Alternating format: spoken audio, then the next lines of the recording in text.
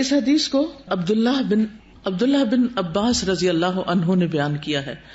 عبداللہ بن عباس جو ہیں وہ رسول اللہ صلی اللہ علیہ وسلم کے چچا کے بیٹے ہیں. عباس جو عبد المطلب کے بیٹے ہیں القرشی، یہ صغار صحابہ میں سے ہیں.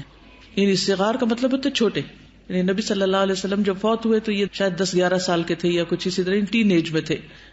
لیکن اتنے چھوٹے بچے کے لیے بھی رسول اللہ صلی اللہ علیہ وسلم نے ایک دعا کی تھی کہ اللہم فقہہ فی الدین وعلمہ التأویل.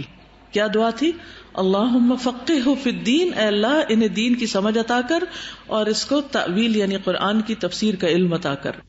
تو اللہ سبحانہ وتعالیٰ نے ان کے حق میں رسول اللہ صلی اللہ علیہ وسلم کی دعا قبول کر لی اور ان کو بے پناہ علم عطا کیا. اور ان کو کیا کہا جاتا ہے؟ حبر الامہ و فقیہھا و امامھا فی التفسیر. انہوں نے احادیث بھی بہت روایت کی ہیں. یعنی نہ صرف یہ کہ تفسیر کے بہت بڑے عالم تھے بلکہ حدیث کے بھی بہت بڑے عالم تھے.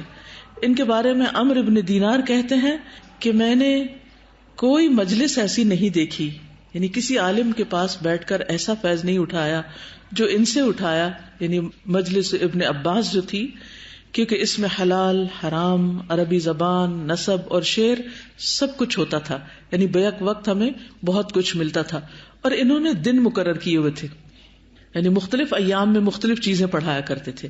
اور یہ زبردست ٹائم مینجمنٹ ہے. اگر ایک شخص کو اللہ تعالیٰ نے ایک سے زیادہ علوم دیے ہوں تو اسے فیض پہنچانے کے لیے اپنے وقت کی تقسیم کرنی چاہیے تاکہ مختلف طرح کا ذوق رکھنے والے لوگ استفادہ کر سکیں. یہ 68 ہجری میں 68 ہجری میں طائف میں فوت ہوئے اور یہ طائف میں ہی دفن ہے. اور ان کی قبر کے پاس ایک مسجد بھی ہے. مجھے اس مسجد میں جانے کا اتفاق ہوا الحمدللہ.